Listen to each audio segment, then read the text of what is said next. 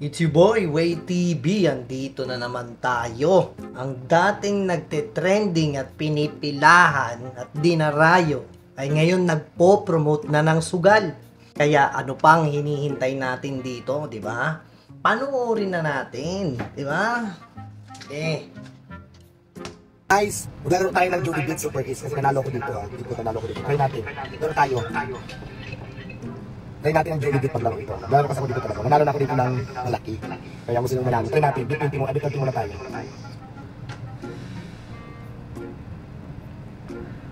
Ayan. Jollibee to guys sa Super Ace. Jollibee ito sa Super Ace. Tingnan nyo ha. Download na kayo ng Jollibee. Sa Jollibee, abida ang taya. Ito na nga ba ang sinasabi ko, hindi malabo na pati si Diwata Pares ay puwing na nagpo-promote na ng sugal. Isa pa, para makita nyo talaga, di ba? Para makita nyo. Guys, maglaro tayo ng Jollibee Super Ace kasi nanalo ko dito ha. Dito nanalo ko dito. Try natin. Maglaro tayo. Try natin ang Jollibee paglaro ito. Maglaro kasi ako dito talaga. Nanalo na ako dito ng malaki. Kaya gusto nyo manalo. Try natin. Bit 20 muna tayo. Akalain mo nga naman, sa pagpo-promote ng sugal, ay may oras. Pero dun sa mga taong gusto magpa-shoutout at magpa-picture, wala siyang oras. Siyempre, ano nga ba ibig sabihin yan? Pera yan. Diba? Matik yan, bayad siya dyan. Iba na kasi yung panahon ngayon sa dati niya. Dati, wala pa siyang kasikatan. Ngayon, sikat na siya, ginagamit niya yung pagkasikat niya para makakuha ng pera. Well, kahit sino naman gagamitin yun, di ba? Pero bakit sa sugal? Tangina, Diwata. Yung tipong mas may oras pa siyang gumawa at magkaroon ng advertisement ng sugal kaysa dun sa mga taong pumipila ng pagkainit-init para humingi ng picture, makapagpa-picture sa kanya at para makapag-shoutout man lang, mas inuuna niya pa yung mga gantong bagay. Alam nyo ba kung bakit?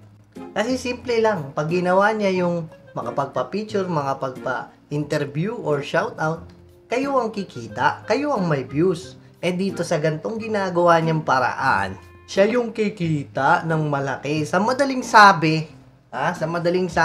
kung wala kang pera, wala kang pambayad sa kanya, wala kang panghampas sa kanya ng pera, hindi kanya papansinin. Kaya yung mga taong nagtsatsagang pumila at makapagpa-picture sa kanya, ay talagang tsambahan na lang, siguro swertihan pag nasa mood siya. Wala na kasi sa pinapakita niya yung mga astahan niya. Kung wala kang panapat o ibibigay sa kanya, ay baliwala ka na lang. Alam naman natin yun. Kasi nga, sikat na siya. Diba? Wala na siyang panahon ngayon sa mga small vlogger. Kasi tapos na siya dun Nakilala na siya. Kaya, tsambahan na lang, aswertihan na lang kung may entertain niya kayo. Diba? Unless na lang, nasikat din kayo kagaya ng mga ibang influencer na bibigyan nyo siya ng TF. Yun hands-on kasi siya sa business niya. Diba? Na kung saan ay ang pera ang mas mahalaga sa kanya kaysa sa mga taong sumusuporta sa kanya. Sa totoo lang, ito totoo, real talk. Ang laki ng TF kapag magpo-promote ka ng sugal. Yan ang totoo. Well established na kasi siya Malugi man yung parisan niya, eto na. Goodbye, Diwata Pares Overload. Hello, Diwata Scatter Overload. Butang.